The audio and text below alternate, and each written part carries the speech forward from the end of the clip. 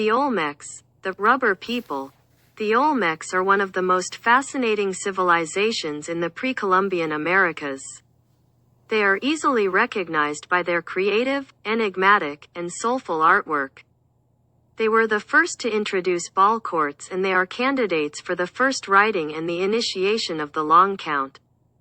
All of these features are seen in later Mesoamerican cultures, justifying the Olmec's status as one of the forefathers of American civilization.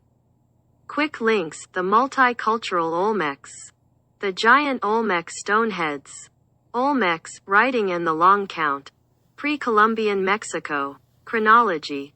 The Olmecs existed as a fully fledged civilization in Mesoamerica from approximately 1600 BC 400 BC.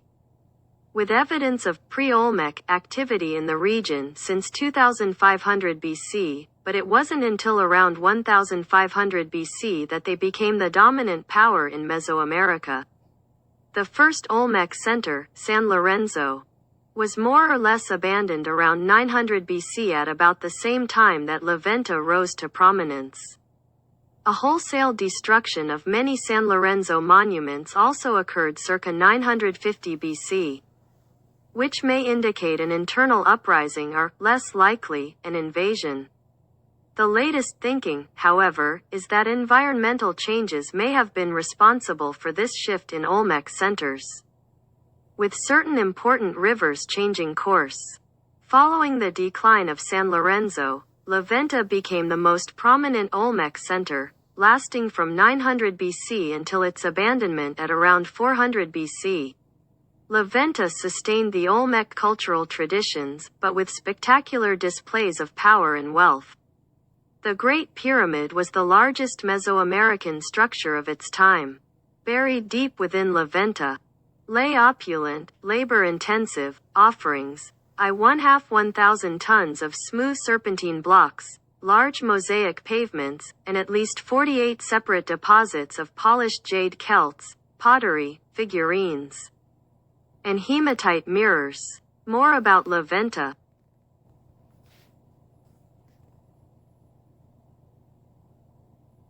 Discoveries of the huge carved stone, African, heads, to the extraordinary similarity to the Chinese Shang culture in art and text, the Olmecs appear to have been influenced by several racial types, making them possibly one of the earliest true multicultural societies in the Americas. There has been much debate over this issue. Although the evidence is in favor of the probability of contact with Old World cultures from both the Pacific and the Atlantic, it is yet to be officially accepted by academia. It is perhaps no coincidence that the Gulf of Mexico is the narrowest continental separation between the two oceans. The following circumstantial examples illustrate the similarities between the two cultures, and why the theory has gained weight. Evidence to support an Oriental connection. According to several authors, including Mike Xu, professor of Chinese studies at the University of Central Oklahoma, the Olmecs are descendants of ancient Chinese. The Olmec culture began around 1500 BC, at around the same time as Chinai 1/2's Shang dynasty, circa 1766 to 1122 BC.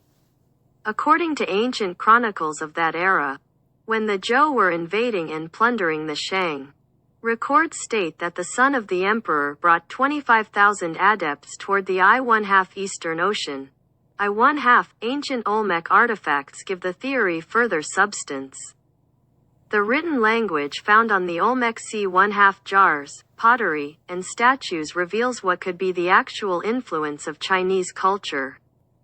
Professor Xu points out that various words found on these decorative objects match exactly with those used in Shang China: sun, mountain, artist, water, rain, sacrifice, health, plants, wealth, and earth. In fact, the majority of the 146 characters used by the Olmecs are exactly the same as primitive Chinese writing. When Xu showed the Olmec artifacts to university students involved in analyzing primitive Chinese culture, they actually believed it was ancient Chinese script. 3. Back in the 1960s, the renowned Smithsonian archaeologist Betty Meggers argued that similarities between the pottery of the contemporaneous Valdivia culture in Ecuador and Japani 1/2s Jomon culture indicated that Japanese fishermen had 1/2 discoverati 1/2 America about 5,000 years ago. Whilst the theory was lambasted by critics, the largest ever genetic study of native South Americans was conducted recently, and the results identified a subpopulation in Ecuador with a clear link to Eastern Asia. The study, published in PLOS Genetics, concluded that Asian genes had been introduced into South America sometime after 6,000 years ago, 1/2 the same time the Jomon culture was flourishing in Japan. 9.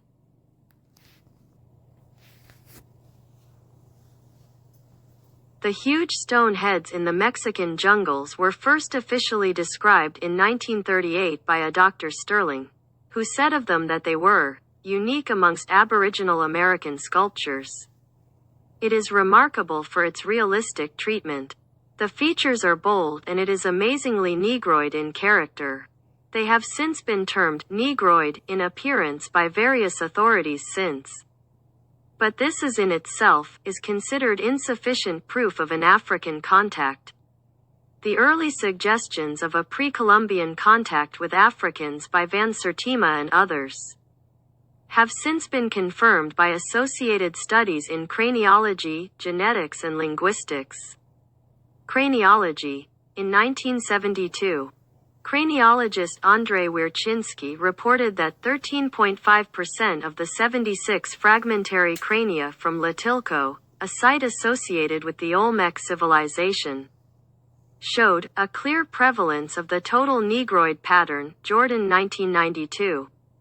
Wiercinski measured the skulls for 48 morphological traits, but focused on the traits he considered best for discriminating between the three great races of man. Van Rossum 2004.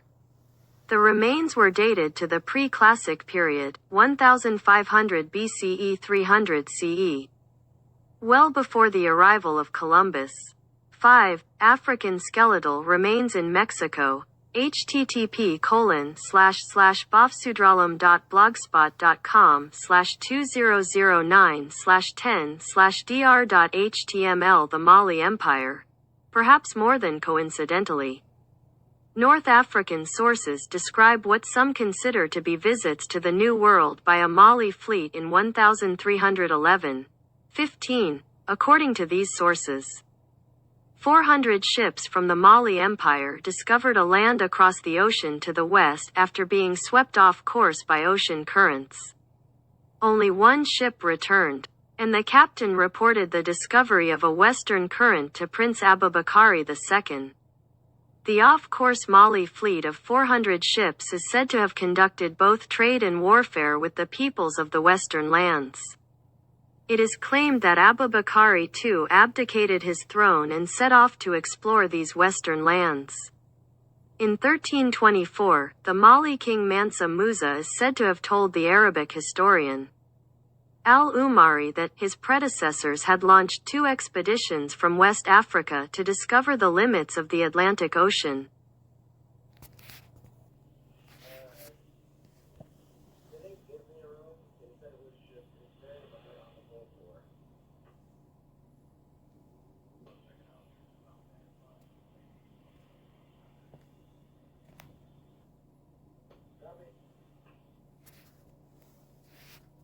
There have now been several discoveries of glyphs from authenticated Olmec sites. This evidence leaves no doubt that the Olmecs were the first Mesoamerican people to develop a writing system. There are claims that the text originates both from the Chinese Shang dynasty and from the African Manding Shi tribe. Neither have yet to be substantiated. What we do know is that the Olmecs were using glyphs to denote dates or names on small pottery. Monuments since around 1000 BC and the recent discovery of the Cascahal block, below, suggests that the same text was also used to record important information. In 1939, archaeologist Matthew Stirling discovered at Tres Zapotes the bottom half of Stela C.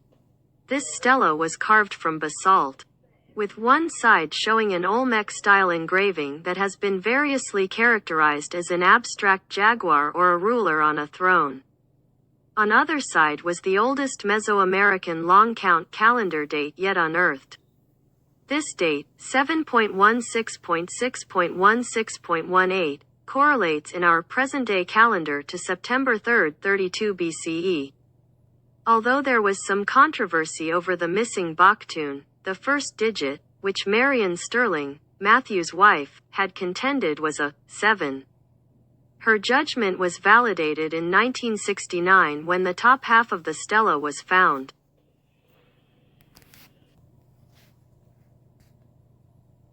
In a paper by Malmström Half a Meter, 1992, the theory was put forward that the meaning of the inscription on Stela C may well be found in a monumental work of European science first published in 1877. Known as Canon der Finsternis, or Table of Eclipses, the volume is the work of Theodor von Oppolzer, an Austrian count, and a team of his assistants, and constitutes a catalogue of over 8,000 solar and 5,200 lunar eclipses ranging in date from 1208 BC to AD 2161. Although his 376 pages of calculations and 160 maps charting the central paths of the solar eclipses were all carried out by hand, their accuracy has only recently been reconfirmed by modern researchers using computers. Mias and Muck, 1979. Listed as Event No. 2803 in Oppolzer's list of solar eclipses is one whose path of centrality passed right over the Olmec ceremonial center of Tres Zapotes at dawn on the morning of August 31, 32 BC. Although today, we understand the science behind eclipses, this particular celestial event may well have had a special significance for the Olmecs. For the sun rose out of the Gulf of Mexico totally black except for a ring of light around its outer edges. Oppolzer described it as an annular, or ring-like, eclipse. And subsequent calculations at the U.S. Naval Observatory have revealed that the disk of the sun was 93% obscured. So a day without a sunrise is not likely to have been recorded by the Olmecs.